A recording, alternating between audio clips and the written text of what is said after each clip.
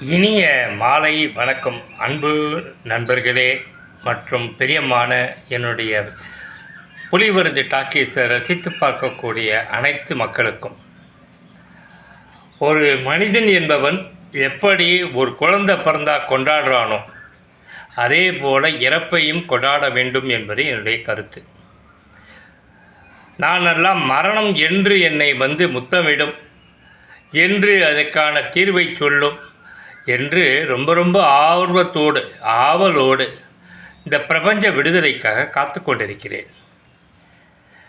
ஏன் சார் ஏதாவது டயர்டாக இருக்கா, அலுப்பாக இருக்கா, சடிப்பாக இருக்கான்னு கேட்டிங்கன்னா அதெல்லாம் கிடையாதுங்க. என்னவோ தெரியல, என்னுடைய ஆழ்மனம் போரும் ஓரளவுக்கு உன்னால் முடிஞ்ச யுத்தங்களும் முயற்சிகளும் பிரயத்தனங்களும் செய்துவிட்டது. சினிமாவோட ஸ்டைல் மாறிப்போச்சு. மீண்டும் இயக்குவதற்கு வாய்ப்பு கிடைக்க மாட்டேங்குது. எங்கேயாவது வேலைக்கு தான் போய் உயிர் வாழ வேண்டியிருக்கு. அதை தாண்டி வாழ்க்கையின் மீது ஒரு பற்று வருவதற்கான உறவுகள் பெருசாக இல்லை. உறவுகள் என்ன நிர்பந்தம் இருந்தால் வாழணுன்னா வாழ்க்கையில் ஒரு ஏதாவது சுவாரஸ்யம் இருக்கணும். அந்த சுவாரஸ்யமான விஷயங்கள் எதுவும் உலகத்தில் இல்லை. அதன் பொருட்டு தான் நான் நிறைவாக இருக்கேன் அப்படின்னு சொல்லிட்டு வந்த மாரடைப்பை இன்னொரு வாட்டி நல்லா வாடா, என்னை முத்தமிடு. இப்பொழுது என்னுடைய நண்பர்களில் ஒருவரான எஸ்எஸ் ஸ்டாண்டி கூட இன்றைக்கி காலையில் இறந்தார்.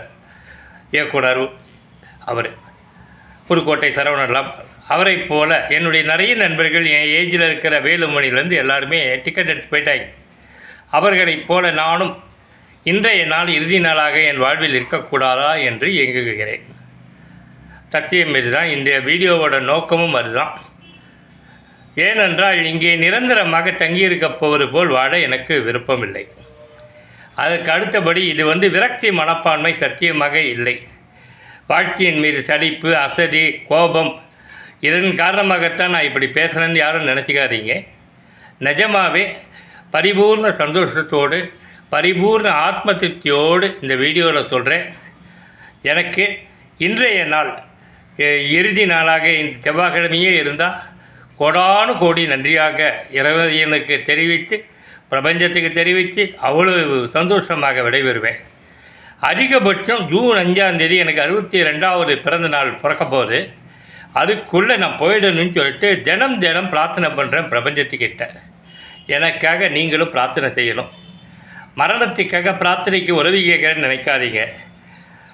ஒரு மனிதனுடைய ஆசையில் பேராசை எது தெரியுங்களா? நிறைவான வாழ்க்கையை வாழ்ந்துட்டேன்னு டிக்ளேர் பண்ணுறது தான்.